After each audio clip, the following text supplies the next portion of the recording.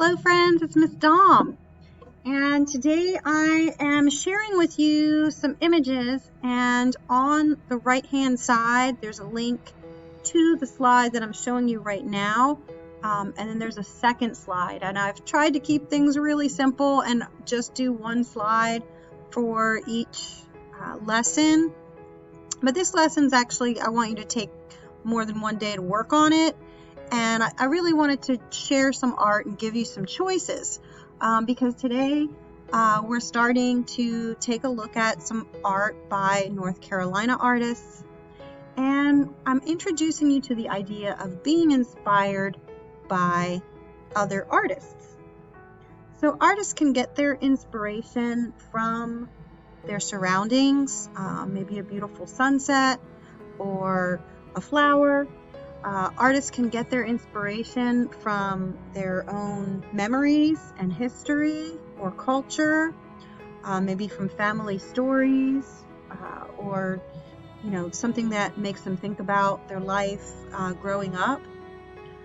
But also artists are often inspired by the artwork of fellow artists or artists throughout history. And just like every other study, music or science, one generation sort of learns from the generation before and then kind of builds on that knowledge. And so, scientists working today are studying what scientists in the past discovered and then kind of building on those discoveries. Musicians today are listening to music that was made perhaps 10 years ago, perhaps 100 years ago, and learning from that. And it's the same thing with artists. Artists go to museums, artists study other artists, both contemporary artists or artists that are working and living today, and artists from long ago. So I wanted to share with you an example of that, and I also wanted to share with you some examples of artists who are from North Carolina, and I want you to choose one of those artists to be your inspiration. So this first slide that I have here is some inspiration that an artist named George Byerline was inspired by, and I'm not sure exactly which painting he was inspired by. So I chose two that looked pretty similar to the painting that he did, but not exactly the same. And that's the other thing. When you're inspired by something, you don't necessarily copy it exactly the way you see it, but it's what gives you the idea. And so you might want to start by sort of copying the style or the subject, but then you want to make it your own. So you might change it in some way. So when you look at George Byerline's painting that was done in 1962, the colors are a little more flat, they're more simplified, it's a little more abstract. When you look at Henri Matisse's art that he was inspired, and we know he was inspired by Matisse because the title of his painting is Matisse Window. So he wasn't hiding the fact that he was inspired by Matisse, he's letting us know. So the first one, and maybe that was the original inspiration, is called Open Window by Henri Matisse. You see some of the same colors and lines and shapes, but the one by Henri Matisse, it has a lot more details in it, and the one by George Byerline is much more simplified. The second one is also by Henri Matisse. It's called A Glimpse of Notre Dame in the Late Afternoon, and you can see on the right hand side there's that line there. So again, Henri Matisse was looking out the window and he was painting what he saw. And I thought some of the colors were a little more similar. When you look at that Matisse window and you see the color of what's beyond the window, I thought that kind of matched up to that second painting by Henri Matisse. So perhaps George Byerline looked at these two paintings, or maybe some other paintings by Henri Matisse. Again, I don't know which exactly ones. These were my best guess. So the George Byerline is the North Carolina artist, And then Henri Matisse is a very famous French artist, and you can see that they were not painted at the same time. So the Henri Matisse paintings were done about 60 years before George Beierlein, and I'm sure George Beierlein went to museums and saw Henri Matisse's art, and he was inspired by them. So I'm going to go to the next slide, and I want to share with you some art that I chose by North Carolina artists. And I tried to get sort of a variety of styles. You can see that George Beierlein Matisse window, so maybe you're inspired by art that was inspired by art. I have a few landscape images. Some of these images are from the 20th century, and some of them are what we call contemporary. So if the artist is still living and working today, we call that person a contemporary artist. So Jane Filer is a contemporary artist, and I don't know exactly when she painted that painting, but it was recently. Rachel Campbell, you can see she has a landscape. Beverly McIver is from Durham. She actually is a professor at Duke for art, and hers is called Sisters Forever. That's also contemporary, so she's living and working today. That looks like it was inspired by a doll. She actually did a series of paintings about that doll, and I did a lesson with the youngers, just asking them to be inspired by one of their toys. And again, the George Beierlein, that's a 20th century art. It was done in 1964. Going down below, we have another contemporary artist, Melissa Moss. Hers is kind of very simple, slightly abstract.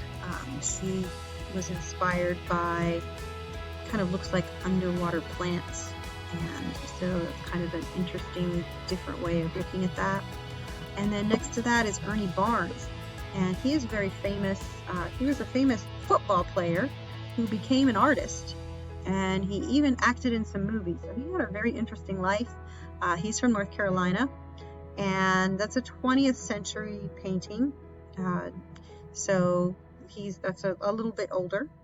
That was painted the year I was born, 1969, and it's called Marble Shooter. He did a lot of paintings of people in action because he was a football player. Many of his paintings did paintings of football players, basketball players, people doing sports. So he had a lot of people in motion, and this particular one is called Marble Shooter.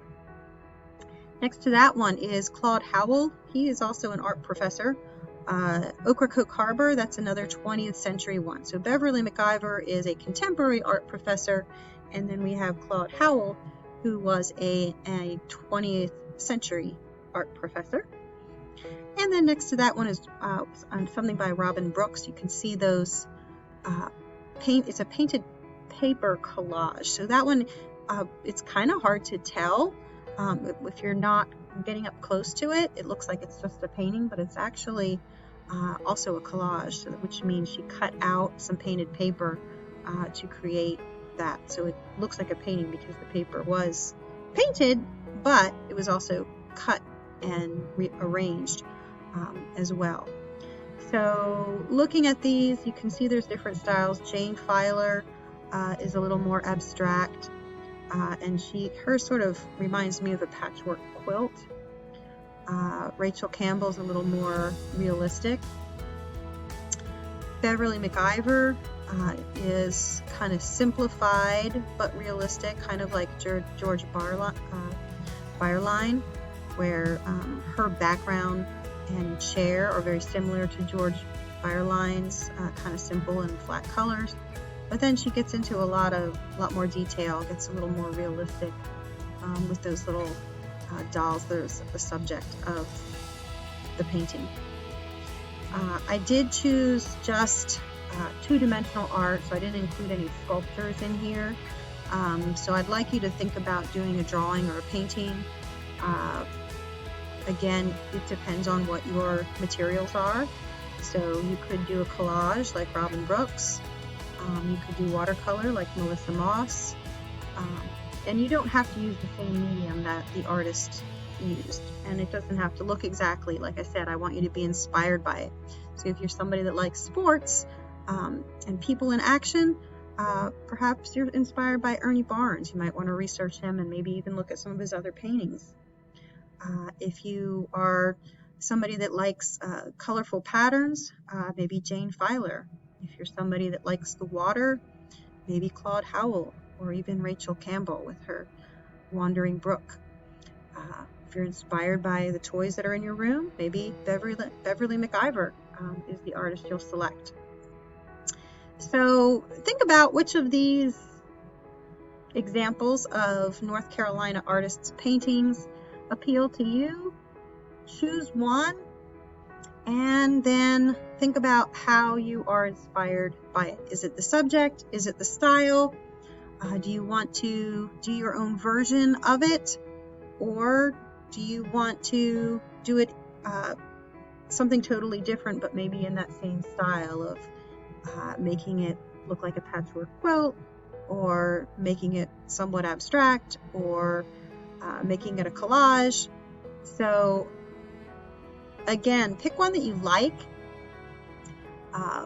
Think about how you might create a work of art that is similar or inspired by it, but not necessarily a copy. So this week, think about it, start sketching out some ideas, start thinking about it. You can even do a little research on the artist that you chose, and then you can go ahead and keep working on it and finish it for next week. And then when you're finished with it, if you'd like to share it with me, I would love to see your inspiration and what you've been able to create after viewing these works of art. So good luck creating some art. I can't wait to see it. Till next time, bye.